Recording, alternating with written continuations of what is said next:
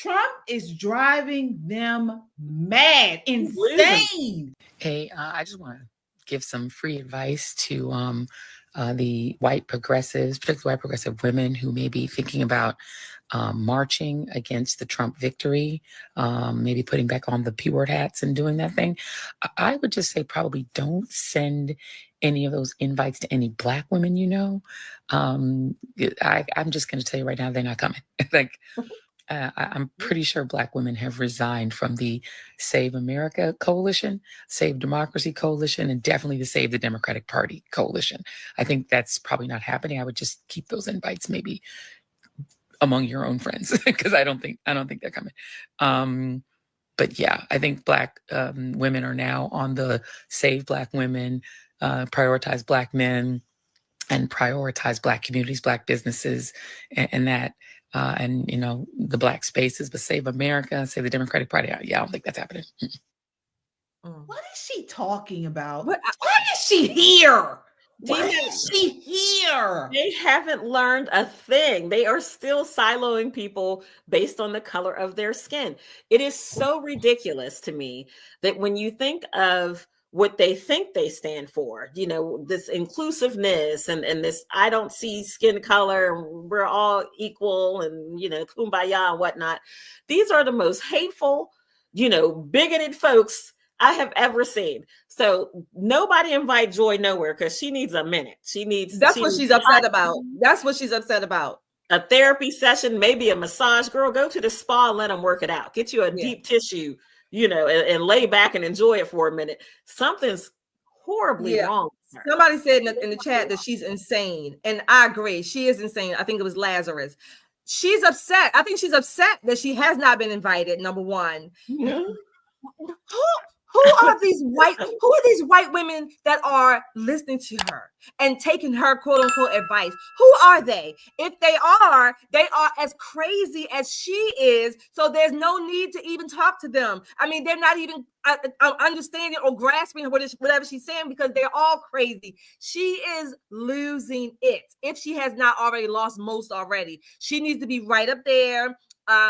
Maybe with her sourpuss friend, Don Lemon. I wouldn't recommend that she be all in somebody else's ass like he is, but I mean, they're crazy.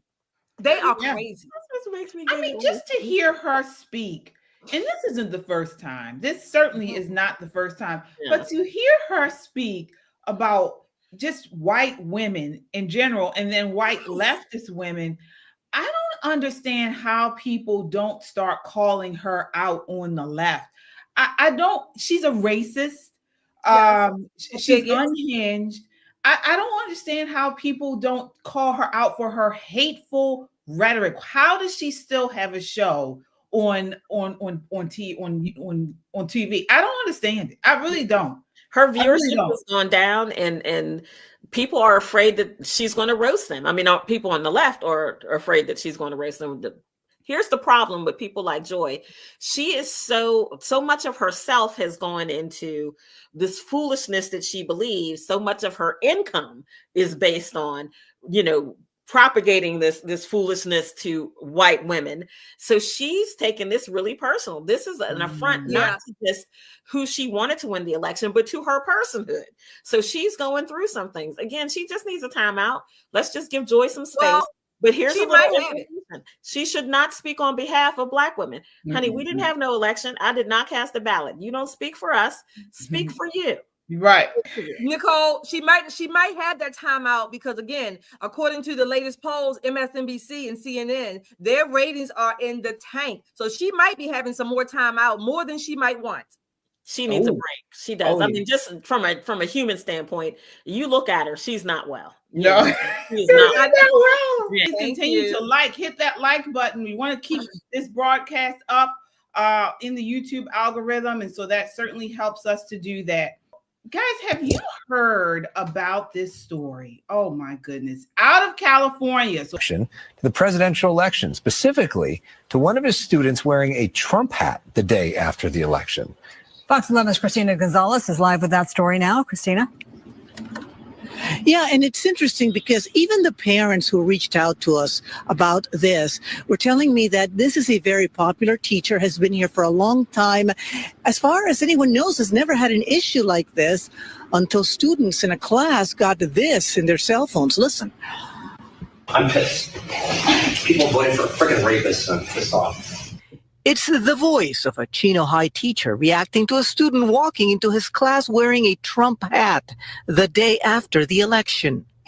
Turn it off and go back to your freaking seat now. Go. Take the. Can you send security up, please? A boy who has a Trump hat on, and I'm not going to tolerate it today. Bye-bye. Unfortunately, this video is real. The president of the Chino Valley Unified School Board of Education, which Chino High is part of, says they are looking into this. Teachers are not supposed to bring their political views, whether this is, on something else or specifically on this election. It should never happen. I'm sorry, guys. I'm sorry. I have a daughter. I have 3 nieces. He raped them, and it's people are voting for him. The Christians are voting for him. Bunch of losers. God knows what this teacher could be capable of doing in a fit of rage.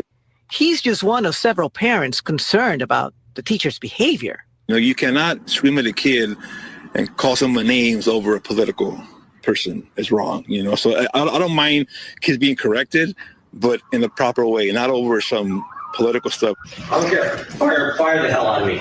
I'm fighting for my daughter, my nieces, their rights. If this teacher, unfortunately, has to be the example of what not to do, we need to move forward and address this behavior. And then we also have an opportunity now to say, hey, no more of this. Let's bring the kids together. Let's not bring in our own personal views, and let's respect each other, whether it's political or something else. Let's have respect for each other.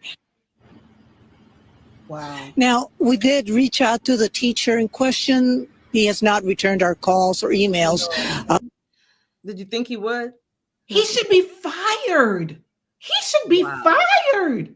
Wow. Listen, libs of TikTok had probably 8 or 9 teachers featured on their X feed who have done even worse. The one teacher was in her doorway, daring people to come fight her.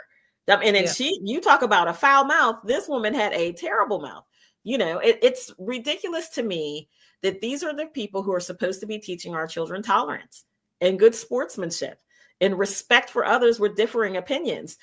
These people are unhinged. Yeah, absolutely unhinged. There was an administrator, I think a college or university in Seattle or Washington, I think he was put on administrative leave because he literally told students to go jump off a bridge. Okay, literally. And he was serious, right? It wasn't said in jest. So he was put on administrative leave while they investigate that. That's number one. Showed his face, everything, no qualms about it. Teachers and people in positions like this that literally have gotten away with over the years, they have been allowed to act like this with zero consequences. I'm saying collectively, maybe we were afraid, again, because of their title and their position. They also had the media, by and large, pumping up, making it seem like their view was the only view, like as if there was no opposition, no credible opposition, to their views. These people, our universities and schools, public schools, are really temples of the left. This is where they get to bring all their ideas and their doctrines and their theories and play them off on real people and real lives and without consequences. Remember, this is a religion to them. This is a religion.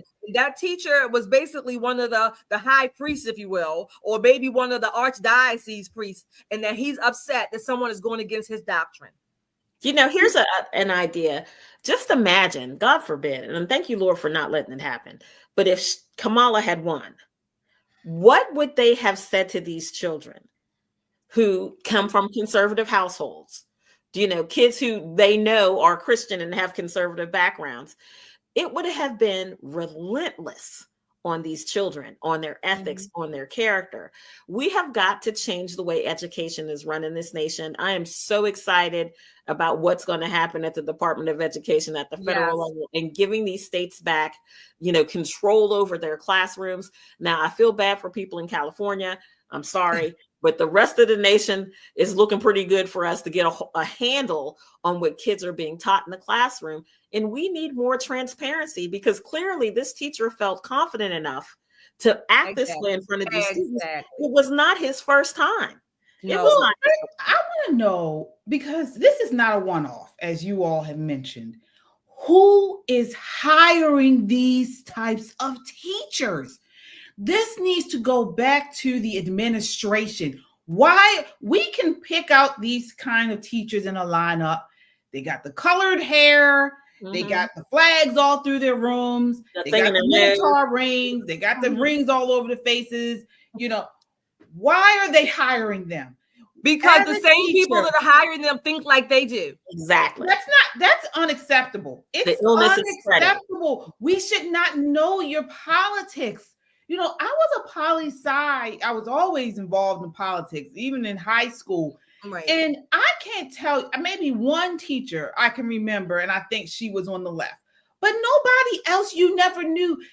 We always had very energized and critical thinking discussions on both sides. I remember having really heated debates in my classrooms. At the time, I was a leftist, and I would go toe to toe with different classmates and things.